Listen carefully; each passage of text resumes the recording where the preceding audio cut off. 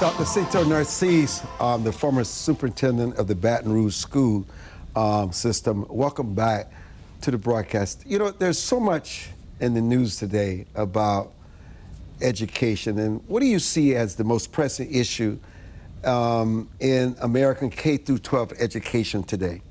I think the biggest challenge still falls into the place of workforce development, giving kids more opportunity around innovation to do work, autonomy for teachers to be able to do that, especially with technology going up, and then also the mental state of kids, of supports and community support and those things. I think those are still the major issues that are going on. But why are they still having such challenges with basic reading and basic math?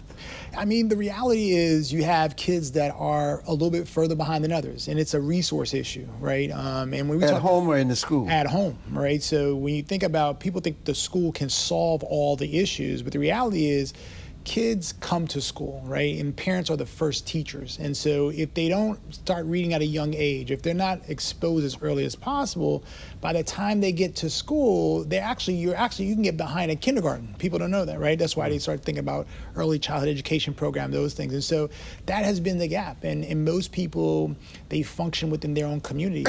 How do you close that gap? Yeah, I think it's all about community hubs, right? It's all about creating community hubs where you can have different resources in communities so people can kids can get exposed to different ways of whether it's reading, writing, mathematics, learning about things that they wouldn't be exposed to if they had resources. If I come from a family where I have a little bit more resources, I get to see the world. How are you defining resources? I would define resources could be practical living experiences, anything that deals around learning around topics in your community, reading about certain things, understanding how to do analysis of things. Like, those are all processes that you learned somewhere in your socialization as you grew up. And some kids get that opportunity earlier than others just because of their environment. You know, as a Baton Rouge superintendent, what reform surprised you most in terms of a lasting impact? Yeah, so I was pretty aggressive in Baton Rouge, and because when I worked with the board at that time, we were trying to get every child from the 9th grade to choose a track to go either to get college degree early or associate's degree. That was in partnership with Southern University, LSU, which are the major universities, and the Baton Rouge Community College, or get them a certification as early as possible. So we saw ourselves saying, hey, by the time you become a senior, you're either going to have a certification or at least have almost an associate's degree by the time you get through. And in jobs, we also pushed for internships. We wanted to have every child in the system to get an internship so they could have a head start on a job, because we believe that the job experience is the most important thing. And so that was kind of our approach to that. What was always challenging was trying to keep the community up with that, and then also making sure that everyone had the opportunity. Because most communities have businesses, and those businesses are where kids, if they graduate, would most likely go work in. And so that was kind of our context. I know you talked about kids already behind. I know we talked about closing the gap, but do kids, once they're behind, can they really catch up and excel? And what is it about those kids that are able to overcome that hurdle that separates them from everybody else? Yeah, so I think what gets kids to overcome a hurdle is grit, right? Determination, and you providing an opportunity for them to learn and get exposed to more experiences. Does that require a lot of tutors and mentorship? It requires tutors, mentorships, also types of experiences, exposure project-based learning things. It's a large, wide range of multiple stuff, right? And all of those things have to happen in a cycle for kids to be successful. What's really tough is kids are determined, and teachers and principals are under pressure on whether a kid can do a test. the one test doesn't determine your knowledge base on whether you can achieve something, right? You can see that happening whether you were in medical school, law school, those things. You know, you could take the LSAT. Does it mean that if you don't score high, you're not gonna be a great lawyer? Well, we got a lot of lawyers doing great that didn't grade on LSAT, or, you know, medicine or those things. Well, that's the same dynamic for our schools. I mean, so you have to be able to give them opportunity to assess things in multiple ways, to be able to give them that opportunity to grit so they can be able to get to where they want to get to. You know, it's a question that girls excel more rapidly than boys when you look at the number of females that dominate colleges and universities today. What's the secret sauce there? Yeah, I don't know. You know, I've heard this argument, you know, folks say, I don't know if it's a girls better than boys, more than it is one group is getting more opportunity or exposure in a way and support than another one may not be getting. I think there's a complexity going on right now between male and females. You find males are actually dropping out sooner, not engaging as much in a lot of different ways, and females are actually taking more advantage in those spaces, and so they get more opportunity to do things. I don't know if it's one smarter than the other, but I do think it's around exposure, it's around mentorship, it's around programs, those things. And it doesn't matter. And it also may be early on, females have less distractions. Absolutely. Than boys. 100%. And it doesn't matter. I know sometimes we get caught up by race on these things, but I tell people it's really based on socioeconomics, Yeah. right? Mm-hmm. The poorer you are, right, the more... Hold that point about the poor you are. Okay. Dr. Narcisse and I will return. Don't go away.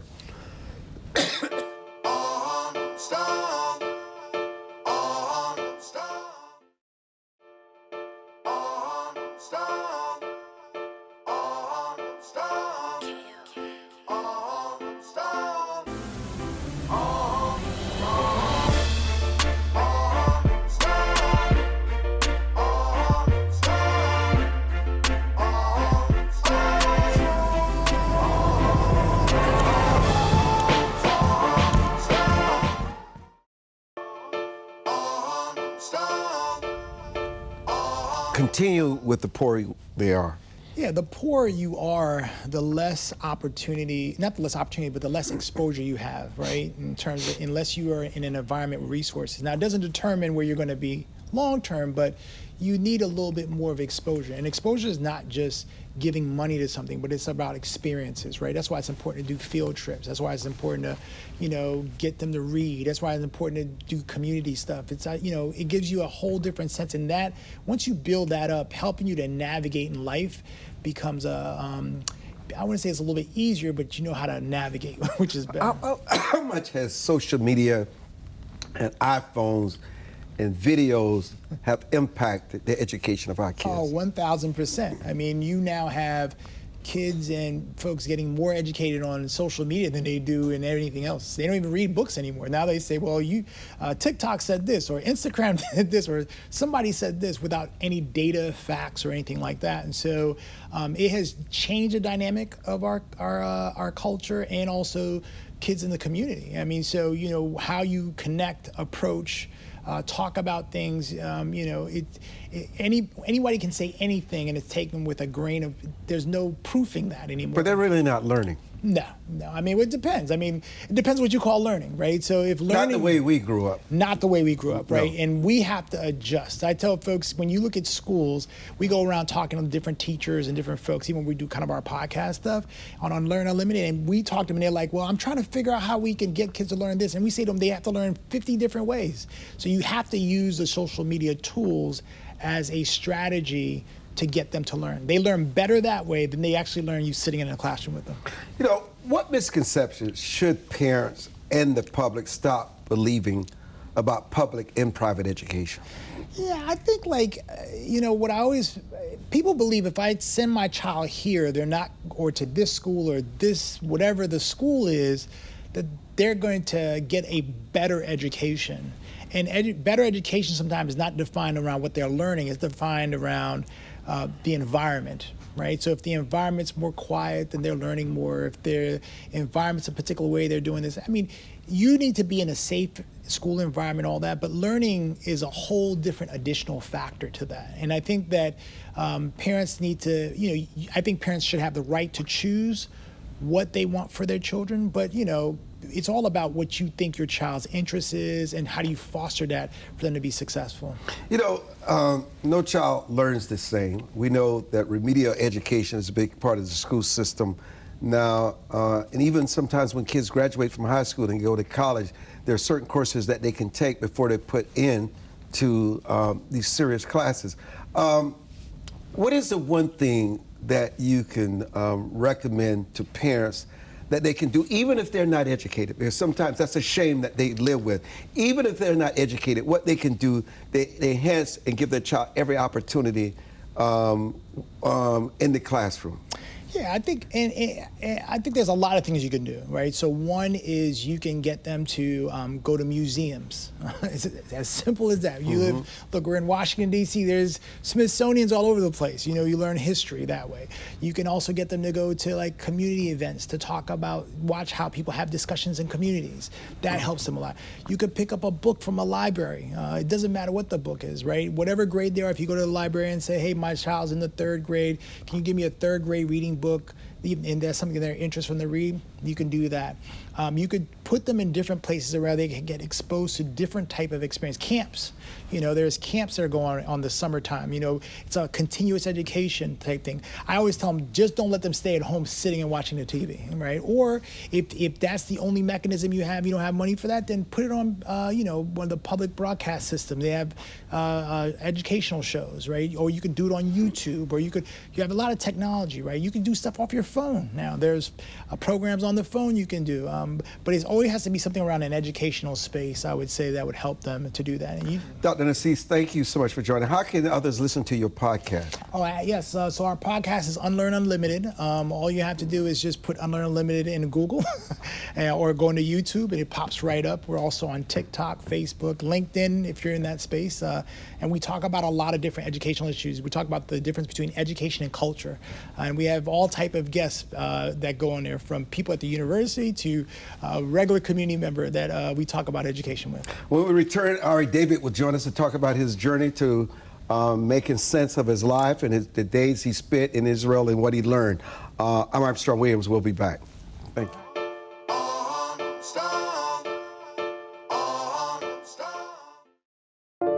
It is easier to build up strong children than to try and repair broken men. The streets are plagued with crime, violence. There's a lot of poverty, and it's all a result of lack of education that's happening in our schools. So it really is a crisis.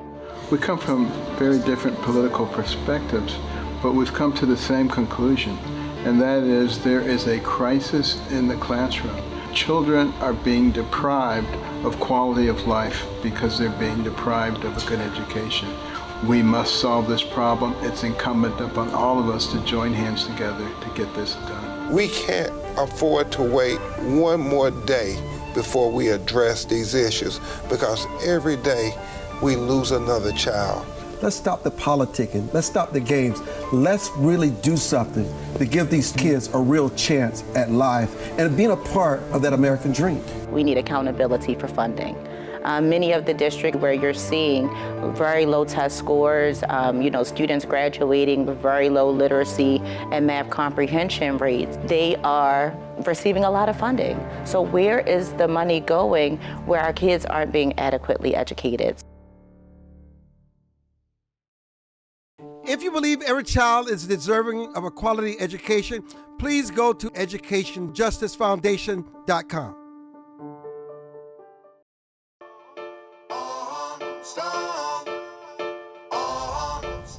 So Ari, you've established this incredible business that's doing well. By the age of 27, you found success, but yet you found there was something missing in your life. You decided to go on this journey of faith. Talk about that journey. Armstrong, first of all, thank you so much for having me. I got into the political world back when Donald Trump ran the first time. And I had grown up in a fairly conservative home. My family fled communism in Russia. And, you know, they didn't really talk too much about politics. It was just something that I felt growing up. And I went to school in Baltimore, and I went to the university system. And there was not really a big range of political diversity. And so I had never really questioned it until Donald Trump ran. And I saw all of a sudden that there were so many people that were supporting him. And being around people that had one certain viewpoint, I couldn't really understand what was I missing. And so at that point forward, I got into politics. I started reading. I started understanding really what was going around in the country. And I thought this would answer all the questions I had about life. And I think, like many millions and billions of people across the world, you get to a point where you realize that these politics and these ideologies, specifically the ones that have to do with governing and ones of the world that we live in terms of politics and governing, I realized that wasn't going to find me meaning. And so I went on a religious journey. I tried to find the truth about the world that goes much deeper than actual politics. And it's not to say that politics and news and understanding what's going around you isn't important, but it's all to say that it really is important to tap into something deeper. And I think that's especially true of America and the way that the founders built this nation, is that they all had tremendous belief in God and understanding of the divine and where our rights come from. And so if you can't understand that, if you are not tapping into that, then I think those types of people are missing a lot about what they could have. And you also said there are many other young people out there just like you on this same path or this same journey that we never talk about in the media. There's so many of them. I think so many different faiths right now are exploding, and the way that I see it is it's a big reaction to a lot of the secular society and kind of the boundless limits that it's gone to. So, for example, if you look at the universities, if you look at schools across the country, even public education, there's a lot of progressivism going on there. It's secular. There's no God involved in there. And the limits of this is that you're seeing that there's pretty extreme movements happening because of that. You have a lot of riots, you have protests, you have things like gender affirming care is what they call it for kids. And so a lot of people like myself, you look at this and you see, where's this all going? You know, it seems like this is only going to keep getting worse, going to get more extreme. There's no limits on it. And so ultimately we tap into something that is more true and something that does make sense of all of this stuff. And so when I talk about the other people like myself that are coming towards religion. If you look at Catholic church rates, they've been seeing so much more membership. In general, for the first time, I think in the past 2 years, the decline in church attendance has actually stopped. And so we're starting to see a reversal of that trend. And then myself, I personally have become an Orthodox Jew over the past few years. There's so many people like myself that have kind of gone on the same path, especially after October 7th and seeing all of the anti-Semitism. So there's so many forces, and I think ultimately it's just how dominant has secular society been? Have you noticed the negative effects of that? And if you have, you're probably going to start going the other way. And I think that's what's happening here. And, you know, talk about the feeling of when you find greater purpose for your life instead of just chasing politics, materialism. What kind of peace does that give you, sort of the understanding you felt you were missing and did not have before? Well, first of all, it gives me a much stronger mission.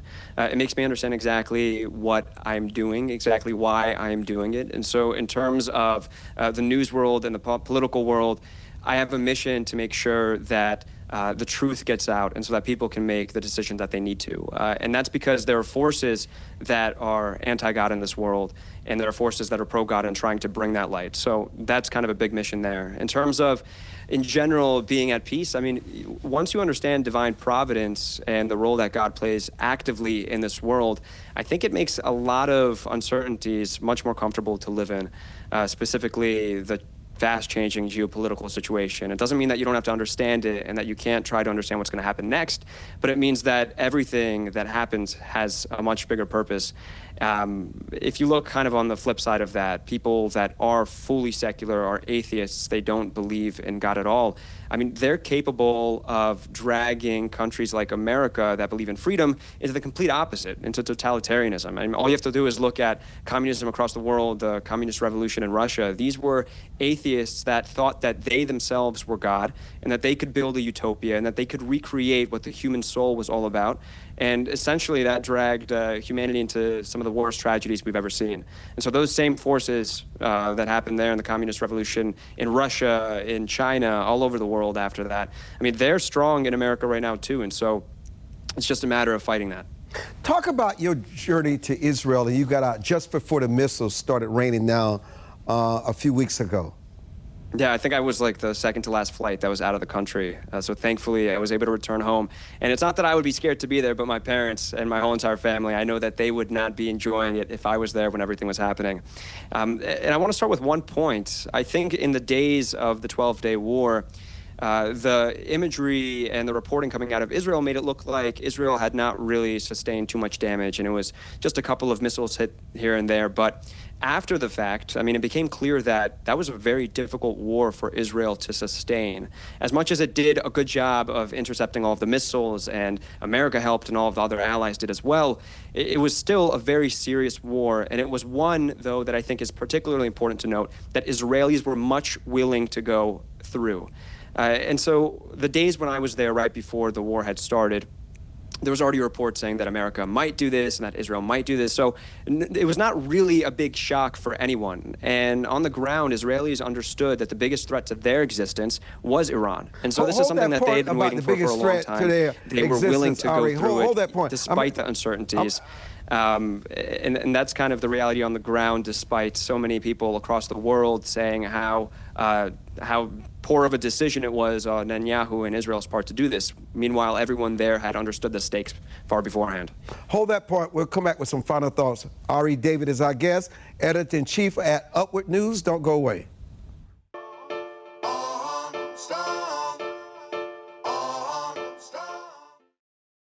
As a home buyer, you need a lender who cares about your home ownership dreams. United Security Financial has been helping families secure their dream homes for 30 years. We're a national fair practice lender that provides affordable mortgages and low down payment programs to eligible home buyers. To learn how United Security Financial can help you secure your dream home, call 1-800-373-4186.